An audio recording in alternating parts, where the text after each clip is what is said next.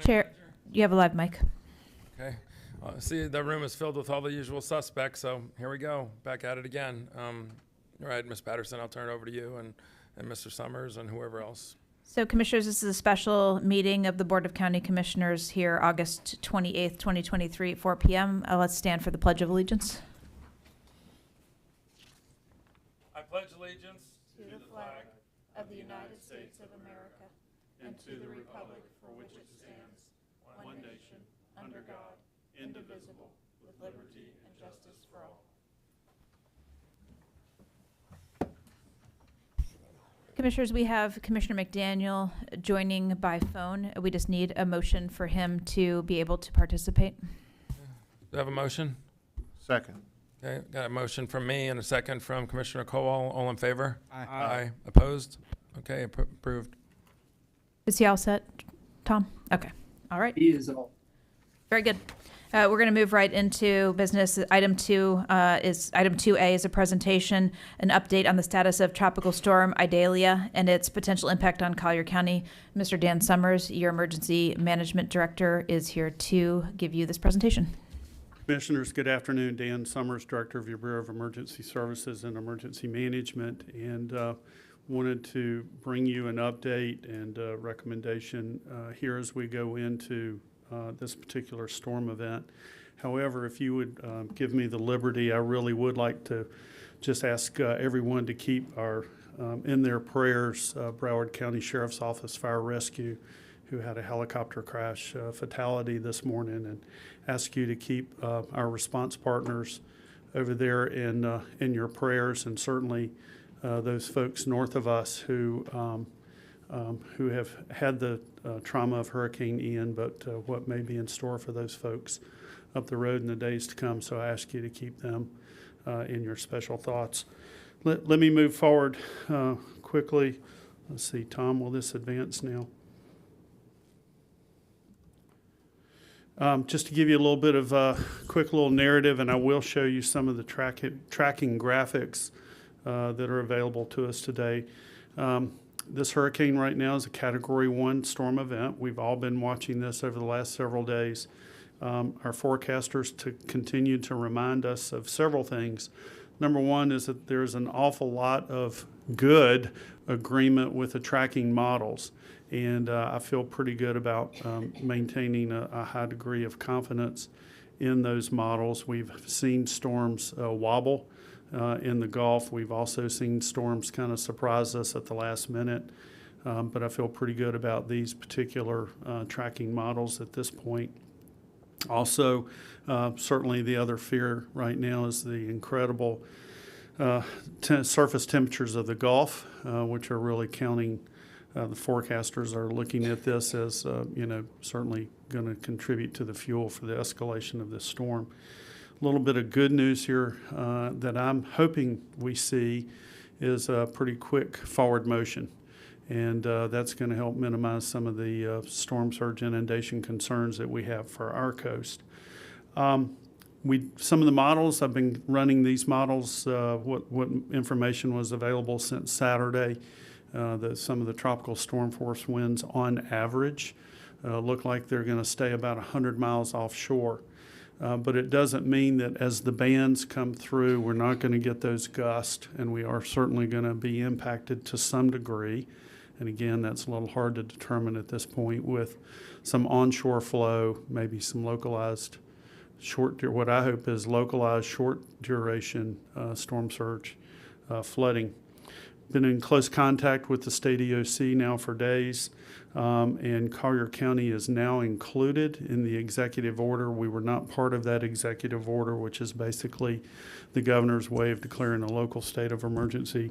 Collier County has now been included in that at our request, and also the White House, I believe, is approving or has approved a pre-disaster landfall declaration, and Collier County hopefully will be added to that in the days to come.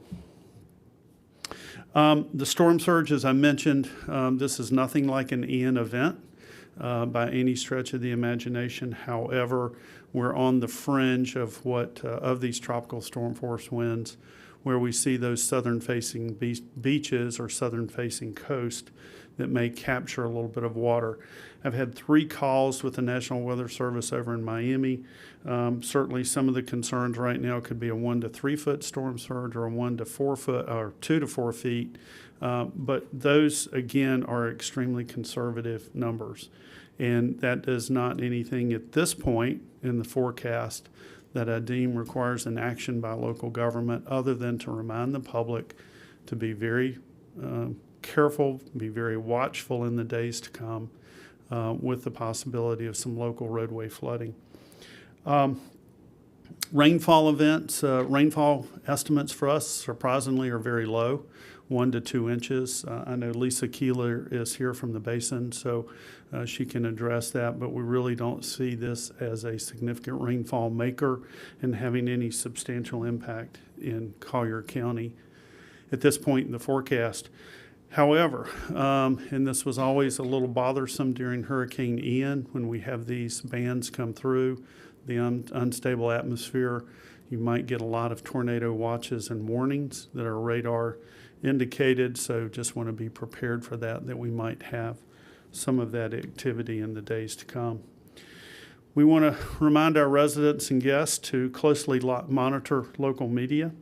We want to continue to recommend our public register with Alert Collier for the mass notifications to go to their devices. We have no plans, no recommendations from the EOC to open evacuation shelters. This is a great time to make sure that your hurricane preparedness kit is fully stocked. We're still in the hurricane sales tax holiday going on right now. And also be prepared for some gusty winds that may cause some intermittent power outages over the next few days. So again, we have certainly seen that with some severe thunderstorms and those type of activities. But again, we remain on the fringe of all of this as it goes so far today. Our Emergency Operations Center, we've been fully staged with all of our supplies and equipment in place now for several weeks. The Emergency Operations Center, we continue to reach out with all of our partner agencies. We continue to populate social media. Again, we remind folks not to dial 911 for general information or hours of operation or the status of your cable. Seems to be a popular call. Do not dial 911 unless it is a life-threatening emergency situation. 311 can get you general government information. And for your carriers, FPNL, Lee Co-op, Comcast, et cetera, call them directly. We continue close coordination with the state EOC and FEMA as needed. And presently, we're going to recommend a partial activation of the EOC at 7 a.m. tomorrow morning. We'll see how those hours go. I'm hopeful that we could be winding down the EOC by midnight tomorrow if the storm track and forward speed holds. But we can certainly go around the clock if needed. And again, I'm doing a partial activation, so my operations team has set up already the agencies that we feel like need to be there tomorrow because I don't think we're going to lose communication. So any other partner agencies that are not seated in the EOC floor will have contact with them.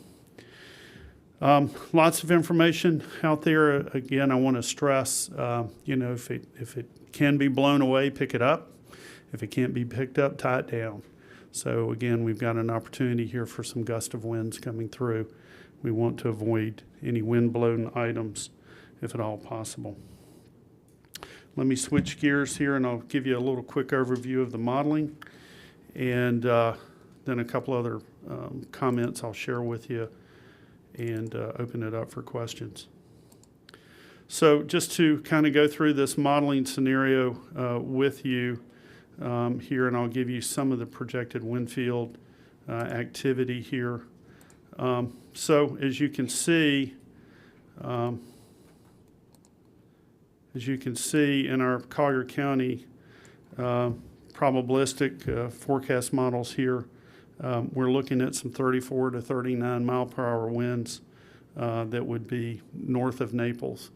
Now, what I think And the reason I want to go ahead and proceed with this declaration is that we have learned over many years to be prepared for the wobble. However, I don't see this wobble doing anything too significant. And again, we're a good 100 miles or so, 115 miles away from the storm force winds. But I don't want to play games with that particular wind field, and also knowing that this is going to generate some onshore flow. So I'm sorry, I clicked ahead of myself here. There we go. So again, you've got two different type of model fields there, but we're in really pretty good shape.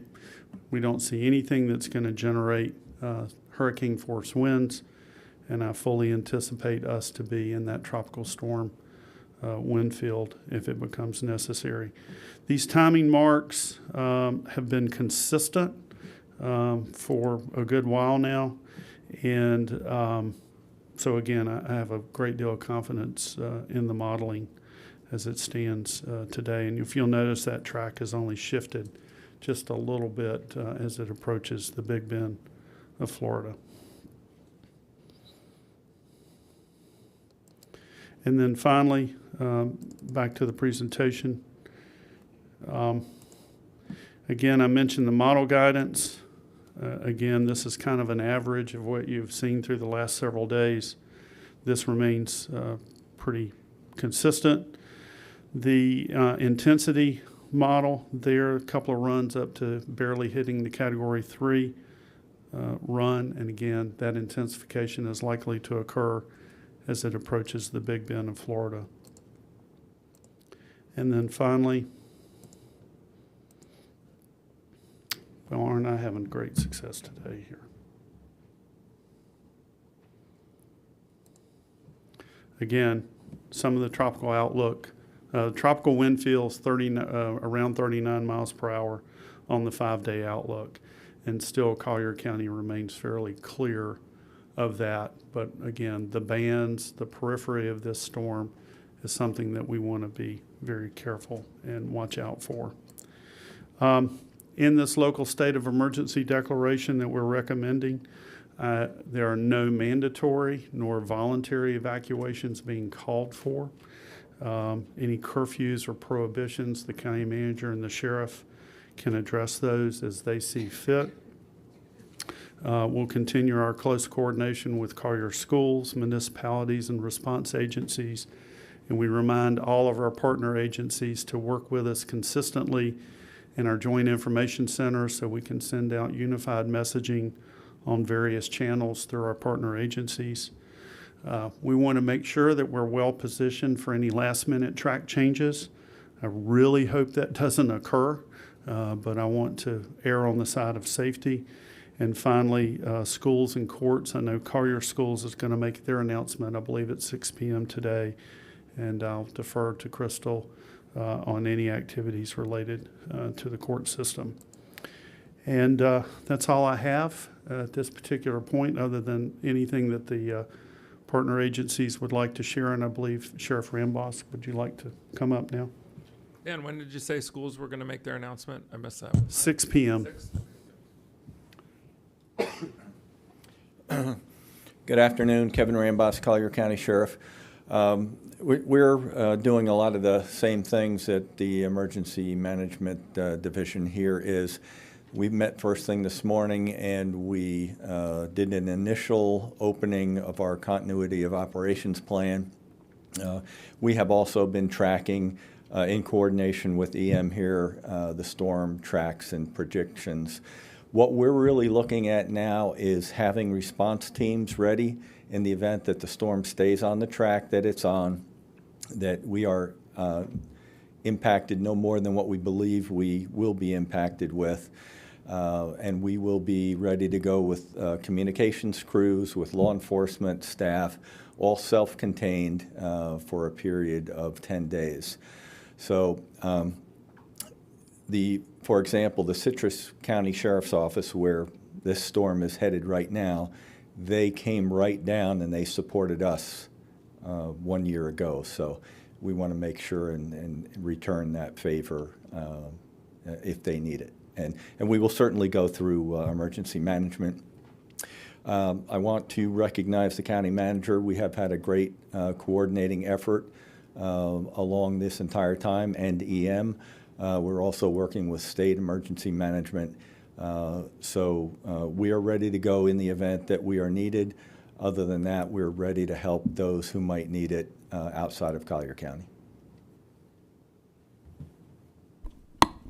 Thank you, Sheriff. Clerk of Courts? Hello, good afternoon. Crystal Kenzel, Clerk of Courts. As you may or may not be aware, the 20th Judicial has closed the courthouses for Charlotte, Lee, and Collier.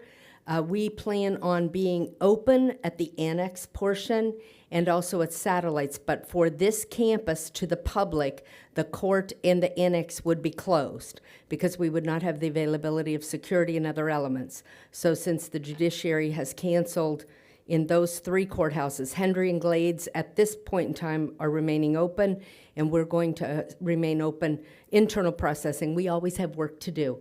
I have been in contact with the tax collector, and we have agreed, at least for right now, unless something dramatically changes and we get additional notices, our satellite operations will be available to the public. So there should be no drop-in service.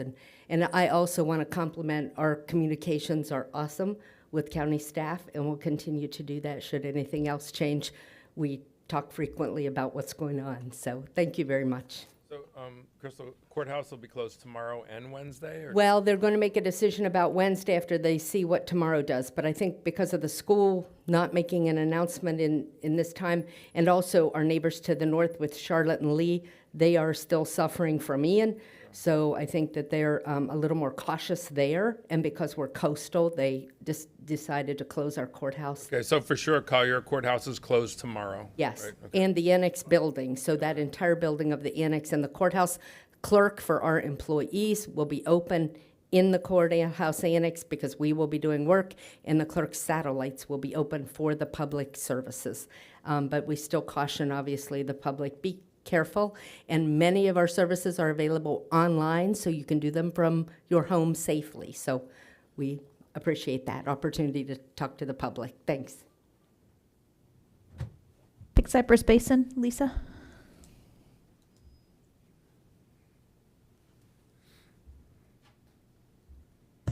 Good afternoon, Lisa Keeler, South Florida Water Management District. As Dan had said previously, conditions are really dry, so this should not have a huge impact on us. We have made some changes to our coastal structures because that is where the most of the rainfall is anticipated to fall, and we have also coordinated very closely with county staff on making changes in the secondary system as well. So I think we're well prepared. We're going to continue to monitor, and I think we're in good shape. Any questions? Okay, thank you. Thank you. Commissioners, we are fully coordinated with the City of Naples, City Marco Island, and Everglades City. They'll be following on with their own state of emergency declarations following ours. I spoke with the city managers this morning.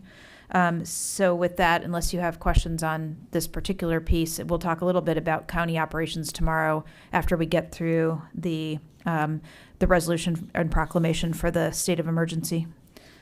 That is the next item on our agenda. Is the declaration of a local state of emergency. The item is in your packet. And I can put it up on it's a couple of pages, but I can put the front page up on the visualizer if that's helpful.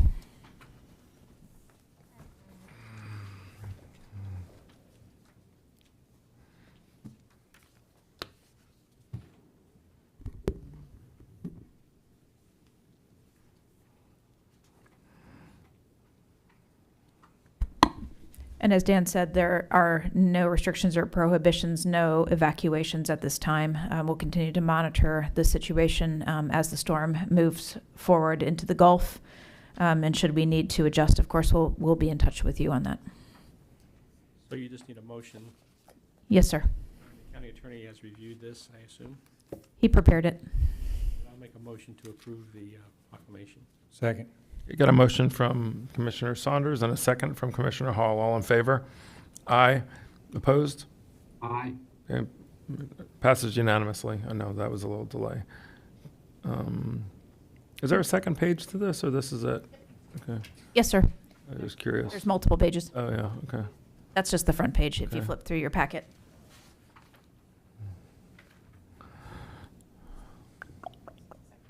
This is the second page.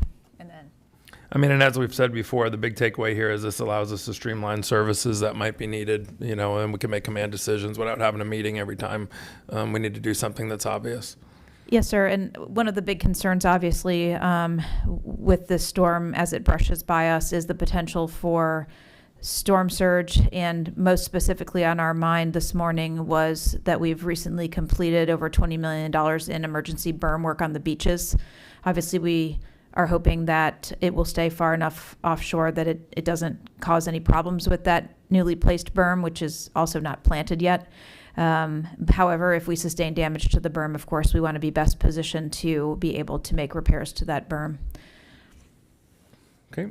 Okay, Could you put up the first page of that resolution? sure.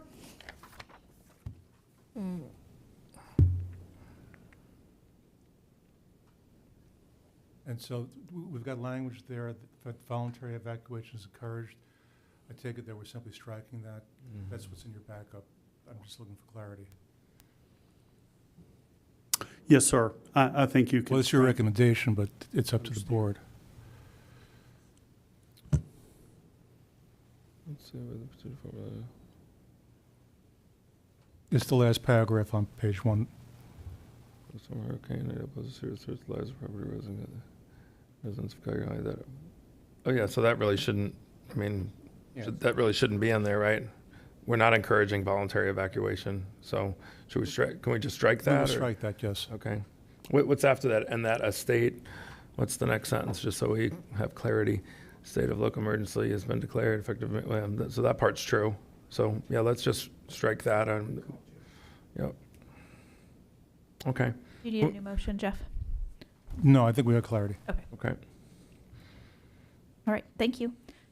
If there's no more questions on the declaration of a local state of emergency, we can talk briefly about the county operations for tomorrow.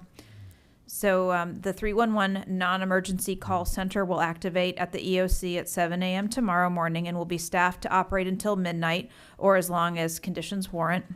The Joint Information Center, otherwise known as the JIC, will also be operational through the day and evening tomorrow for press release assistance, social media alerts, and to facilitate any press conferences should they become necessary. We also will be open at this point in time. We're recommending being open for regular business tomorrow. We are working with the staff because of the school closures. Lee County has already closed schools, so making sure that we can accommodate any of those child care needs. So the directors and department heads have been working on that scheduling, and we'll continue to work that as Collier County decides on what they're doing with schools. Should conditions deteriorate or that we feel we need to modify operations, then of course we'll be in touch with you to explain that. But otherwise, it's probably going to be a messy, rainy day, but we'll be here and operating.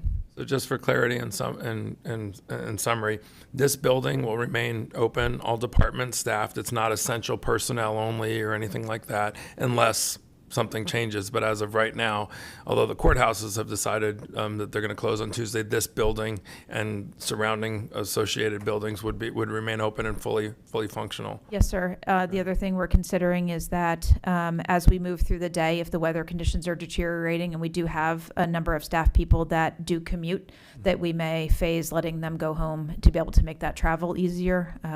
So we'll continue to monitor that as the weather presents itself. Do we have, I know we don't have a crystal ball, but do we have an expectation of what is going to be announced at 6? Or it might be premature, and I don't want to preempt the schools, but that's going to be a totally separate announcement, and then we'll get that out through the county as well. Yes, sir. And they've been posting on social media, so no later than 6 was what they've put up as a decision point. Probably having to do a lot with the probable wind speeds because of the buses and having kids at school and needing to move them around if weather is deteriorating. Sounds fair. So that is all we have, unless you have any other questions. And perhaps Commissioner McDaniel, we may just want to check with him to see if he has any questions before we adjourn. Commissioner McDaniel, do you have anything on your end, sir? No, sir, I really appreciate you inviting me to come in and allowing me to participate. Okay. Right. And Amy, I mean, you'll obviously keep us posted if we need to sort of circle back tomorrow in this room again or do something on the phone or what have you. Sure. Okay. We'll continue to push out information as the advisories come out. If it remains a status quo, of course, we'll provide that information as well. But should anything change in a negative way, most certainly we will either reconvene or take the necessary steps that we need to change our course of action. Did I see that we just recently posted something about sand and sandbags? So what's the latest? And that stuff usually runs out quickly. Do we have when it's gone, or is there a second load or anything that anybody can tell us? Usually that's Trinity's, bailiwick. She's the. You're moving around. We've been talking about sandbagging all day. It's actually one of my favorite emergency topics. Trinity?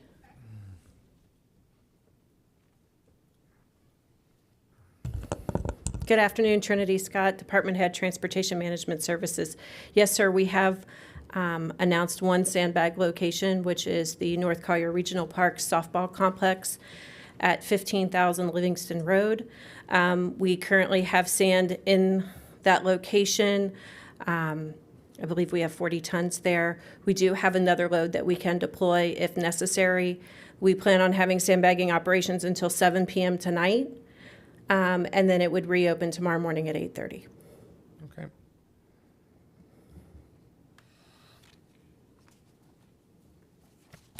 Mr. Chairman, I have a quick question. Yes, sir.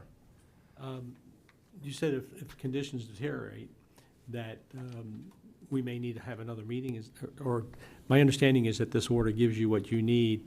If that storm all of a sudden was making a bullseye to Collier County, you would have the authority to do the things you need to do in response to it without us having to come back.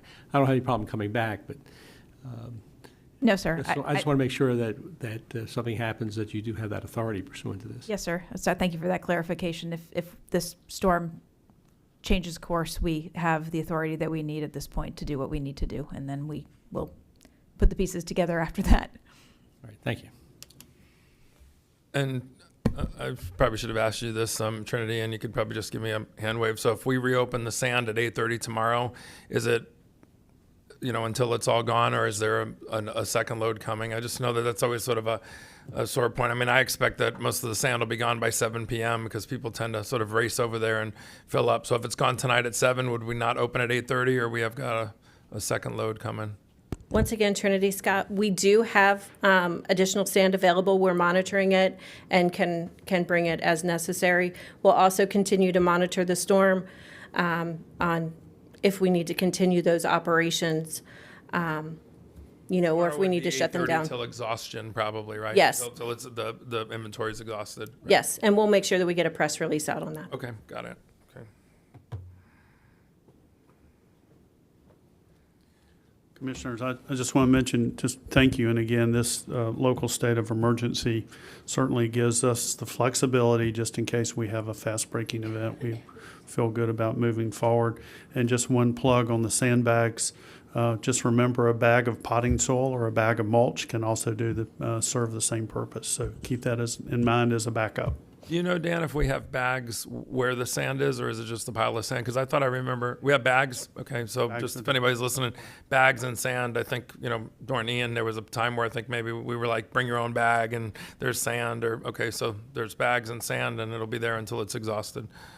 I read what went out. It said make sure you bring your own shovel. Yeah. To fill the bags.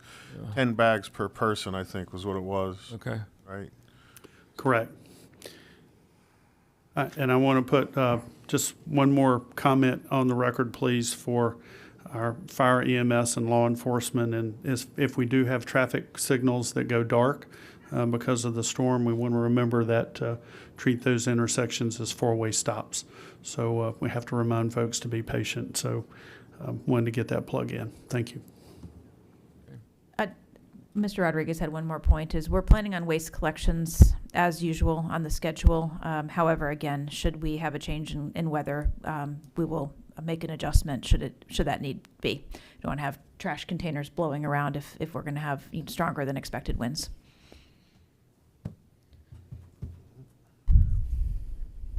Anybody else have anything? Let's go around the room. Okay.